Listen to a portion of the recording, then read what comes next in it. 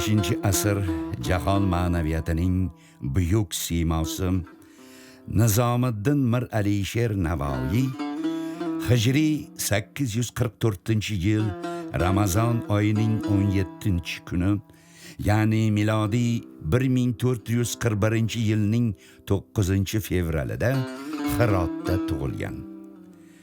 Menga qilsa 100 jafo, bir qatla faryod aylamon.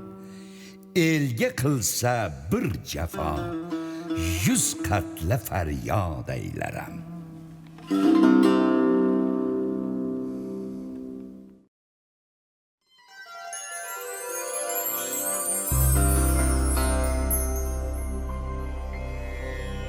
Zahiriddin Muhammad Bobur O'zbekning nomini olamga yoygan buyuk bobokalollarimizdan biri.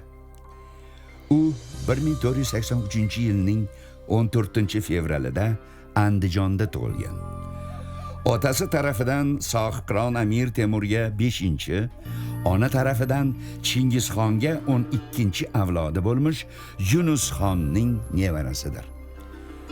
Bobur serqirra iste'dod sohibi, buyuk shoir va adib, shoh va sarkarda, ixtirochi va olim edi. Har kimki vafo qilsa, vafo topqusidir. Har kimki jafo qilsa, jafo topqusidir.